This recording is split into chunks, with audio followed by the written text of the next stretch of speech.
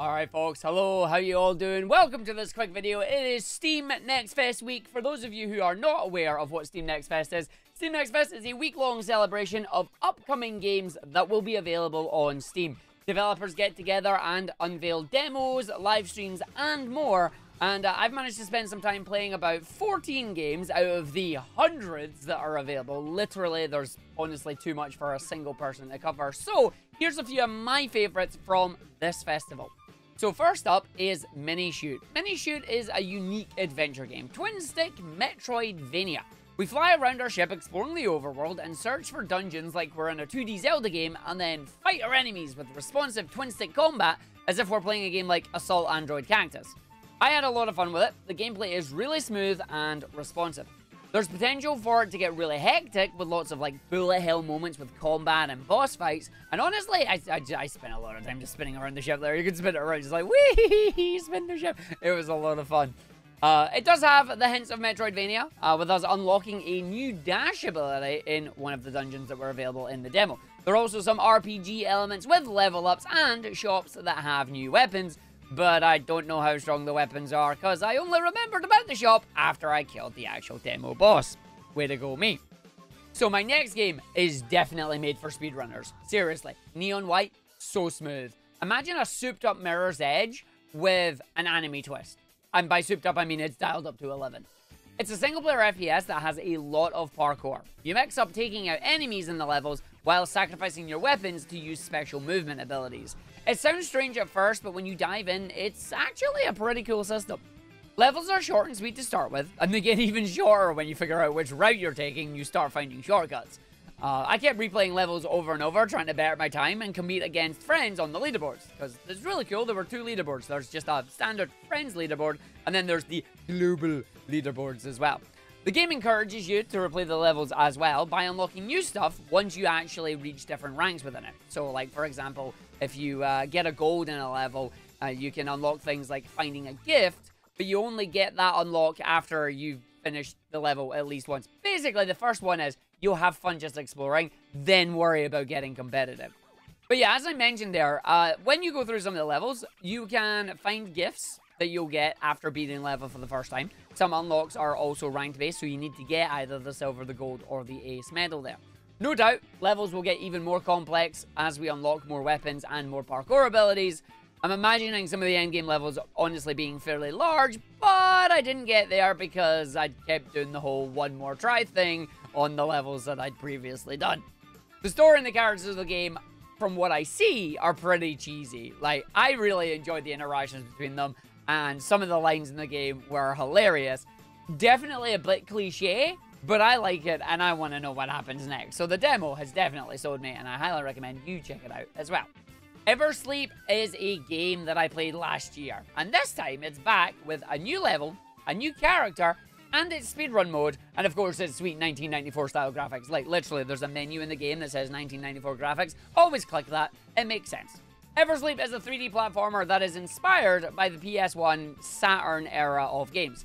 It's a fairly simple game with basic combat and really simple platforming, but honestly, it's one that I enjoyed speeding my way through. It's got two main things that you do in the levels. You either collect all the cranes, or you go as fast as you can. You can combine them if you want to do a 100% run. The update added a new rhythm-based level with platform swapping between states on a rhythm. I do appreciate the fact that there's a little gauge at the bottom of this level as well, telling you what beat that you're on. So it's like, it goes blue, grey, red, grey, blue, grey, red, grey. Once I got the tune in my head, I didn't really need to use it as much because, you know, you're going by the beat, but it's a really nice welcome addition. And the new character in this one is Tori. So Tori, from the Tori games, is in this game as well. Tori moves faster than the main character Hannah, but only has a double jump instead of being able to do a triple jump, and also only has 1 HP. Really good for speedrunning through all the stages, because that's exactly what I did. It was good fun running through all the levels back to back in the speedrun mode, not having to worry about any menus, and we were able to finish the demo in less than 4 minutes and 30 seconds. It may have taken me like 3 tries, but who's counting? Apart from me. Next up is Golfi. Now, I was browsing the festival games and I saw this description. Roguelike deck building golf game. Eh? How does that work? What's a like, okay, so roguelike, which I love, deck building, alright, fair enough, golf game. Now, I love golf games. Games like Golf with Your Friends and Golf It are hilariously great fun. I think they're amazing. And this game kind of fits in there, but that's where the similarities end. In this game, each shot, we are given a number of random abilities from our deck, and those are used to modify our shot. It can start from the basics, things like adding power, adding curve, or lobbing that, to having some really hilarious things like giving your ball a jetpack, yeeting it across the world, or making it rubber. I tried Stipple Power once just to see what would happen, and there's such a thing as too much power in this game. The decks themselves are built by hitting blue crystals placed around the holes and choosing a new card, or by grabbing some of the coins that are around and then spending them at vending machines that are on some holes. There's also red crystals around that will also give us passive abilities. Each run of the game will end when you either complete all 18 holes or you run out of energy. Energy is depleted by hitting hazards or going over par. I didn't manage to complete a full run. Some of the holes were difficult, and the abilities I was given meant I was messing around too much for combining silly effects. The game allows you to have a lot of it, which is really cool. There are 3 biomes to check out. You've got islands that are in the sky, a castle, and a beach. Each level is procedurally generated, and I don't think I ran into a duplicate level, but I'll be honest, I didn't pay too much attention to that. It does have a multiplayer coming soon button, so hopefully I'm going to be able to get some folks together for a literal random game of golf in the future. That's going to be great fun. So before we get to the last game, I do have some honorable mentions. These are games that I played and I loved and I enjoyed, and I have them on my wish list as well. I just want to give them a quick lightning round. First one, Tinykin. Imagine a Hat in Time meets Pikmin. It's a cute 3D platformer where you're exploring a giant house as a tiny person, collecting all sorts of items to try and get back to our home planet and back to our proper size. Honestly, it's a lot of fun. There's some really good stuff in here. The levels are massive, and the Tinykin themselves are pretty fun. Like, you've got different abilities you can use with them. Check that one out. There's also Conan Chop Chop. It's a 4-player party roguelike game. It's a game that's definitely going to shine when you play it with friends. There's lots of loot, lots of monsters, and no doubt going to be lots of mayhem. Then there's Bullet Runner. Bullet Runner is a twin-stick adventure game with a unique healing and ammo system. It rewards being aggressive by refilling your ammo, and then also gives you a healing charge, which you can use at will to keep you in the action. Also, the healing charge makes it very satisfying when you use it.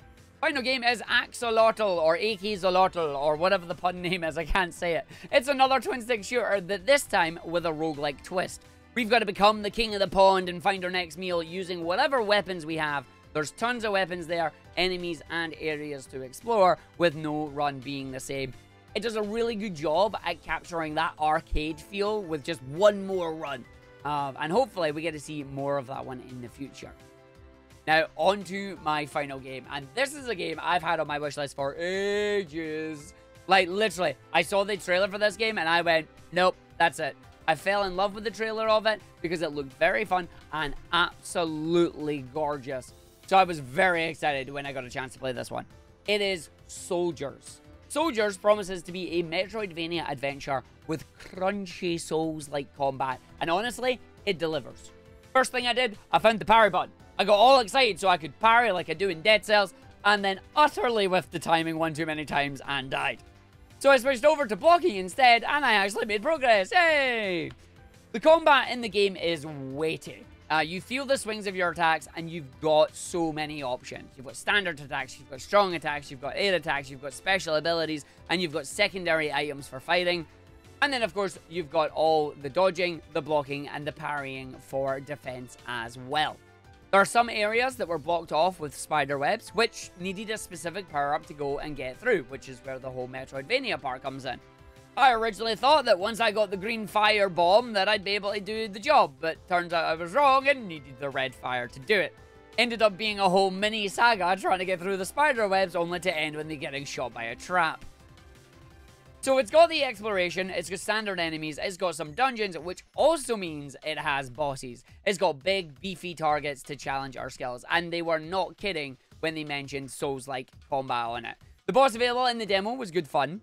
It has the characteristic of try, and try again. I ended up face tanking a few attacks until I realized what the best way was for me to defend against it, and then find my opening to attack. Unfortunately, I did die in the fight, but had an item that allowed me to revive if I wanted to, which I thought was a really nice touch. It didn't automatically use my revive item. So if I wasn't confident in the fight, I could save it and then just go respawn at the nearest checkpoint. Speaking of checkpoints, not only are they where we'll respawn when we die, but they also allow us to regain all our health, and they're our fast travel system as well, allowing for some really good backtracking. In the demo, they were spaced apart quite nicely. I didn't feel like I'd lost too much progress if I died and respawned at one, and also I wasn't praying for the next one to appear either. Now, I mentioned the game itself is very, very pretty, and I mentioned it's gorgeous. We all know that I love pixel art, and Soldiers here has plenty of it. It's crisp, beautifully detailed, and it mixes its art style with a really cool dynamic lighting system. Flames and lights have these radius to them, and if you're in a part of the cave that has like an open background, then the light from there flows into the foreground and starts illuminating things. Like, for example, water can have an absolutely nice glow to it. It also has flashy flourishes for all sorts of effects, like using items or using your abilities, and when you level up. They blend really well together, which is weird considering it sticks out, but for me, it just looks nice. Like, they do actually blend really nicely, even though there's no blending going on there at all. It is definitely one of my favorite games this Next Fest. We do only get to play as the scout in this one. There are going to be 2 other characters as well, the caster and the archer, but we'll have to wait and see for the full game to come out. But that's definitely on my wish list. And there you go, those are my recommendations from the current Steam Next Festival. These demos should be available until around the 28th of February when the festival is going to end. And let me know, are there any games that you've played in the festival that you've really enjoyed that I might have missed? Let me know in the comments below, because I want to know what games you've all enjoyed, or if you found one that's like, yo, Arg, you've got to play this. But for now, that's going to be it for me. Please do hit that subscribe button on the channel, and if you can, come and join us over twitch.tv/Argag for more speedrunning and indie game goodness. But I'll see you next time in the next video, whatever video it may be. Bye!